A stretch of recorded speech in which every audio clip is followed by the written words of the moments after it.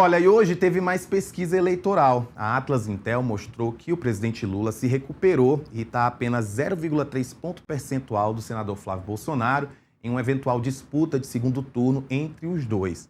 Esse levantamento indica que Lula tem 47,5% das intenções de voto e Flávio Bolsonaro 47,8%. Na rodada anterior, no final de março, a distância dos dois era de 1 ponto percentual. Flávio Bolsonaro aparecia com 47,6% e Lula com 46,6%. A pesquisa entrevistou 5.008 pessoas de forma virtual por meio de método de recrutamento digital aleatório entre os dias 22 e 27 de março. A margem de erro é de 1 ponto percentual para mais ou para menos. Eu vou para o Congresso Nacional, onde Camila Xavier vai me contar como é que essa pesquisa foi recebida tanto pelo Planalto como por aliados e pela oposição ao governo Lula. Camila, muito boa tarde. Boa tarde, Rafael. Boa tarde a todo mundo que nos acompanha aqui no Agora Metrópolis. Pois é, do lado do Palácio do Planalto, dos aliados do presidente Lula, a pesquisa foi muito bem recebida. Eu conversei com pessoas que atuam na campanha, essa pré-campanha, ligadas ao PT, ligadas ao presidente Lula, e eles disseram isso, que receberam muito bem a pesquisa, que houve um congelamento da curva, então isso é recebido com bastante otimismo por parte dos aliados do presidente. E do lado de Flávio Bolsonaro, eu tentei com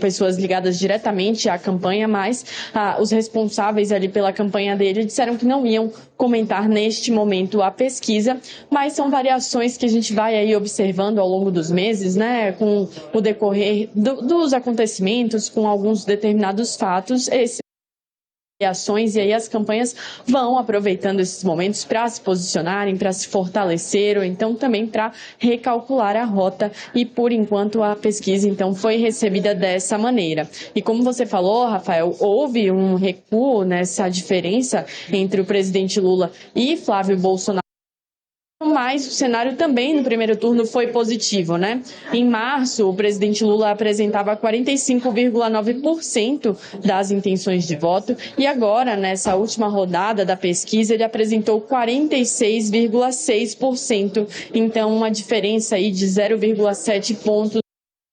De 0,7 ponto percentual, e Flávio ele tinha 40,1% das intenções e agora ele apresenta 39,7%, então 0,4 ponto percentual a menos, e aí é um cenário, uma situação, né, um sinal positivo. Presidente Lula, que vem acompanhando de perto essas pesquisas, esse avanço e a opinião da população em relação tanto ao governo dele, né, tanto em relação à aprovação, mas também em relação às intenções de voto para ele nessa disputa que acontece neste ano, Rafael. Ô Camila, só antes da gente terminar nossa conversa aqui de hoje, ontem eu falei com você disse que estava super tranquilo. Hoje é véspera de sabatina, tá tranquilo ainda? O pessoal tá andando muito pelo Congresso, como é que tá o clima? Porque amanhã é dia quente aqui em Brasília, eu sei que você vai trabalhar muito.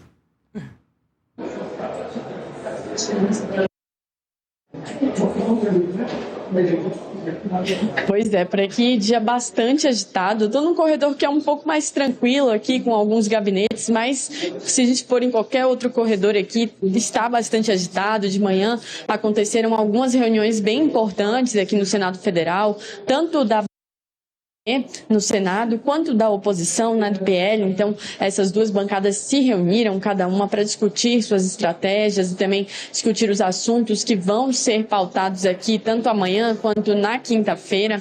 Não só a sabatina de Messias, mas também a votação em relação ao veto dosimetria, então dia bastante agitado. Lá na Câmara também, agora há pouco, houve uma coletiva de imprensa na qual o presidente da Câmara dos Deputados, Hugo Motta, anunciou tanto o presidente quanto o relator da comissão especial que vai tratar sobre a PEC do fim da 6x1. O deputado Léo Prade, da Bahia, vai assumir essa relatoria. Ele que já foi presidente da Comissão de Trabalho, então já chegou a tratar sobre esse tema.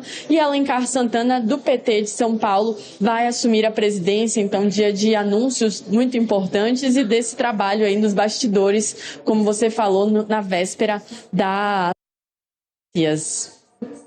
E é bom lembrar que o Metrópolis vai fazer a cobertura completa da sabatina. Ela começa amanhã às 9 da manhã na CCJ do Senado. Provavelmente deve seguir já na parte da tarde para o plenário do Senado, para que a gente tenha ali a votação. E claro, qualquer novidade ainda hoje, Camila, por favor, volta aqui no Agora ou na nossa programação na Metrópolis TV. Até mais. Olha,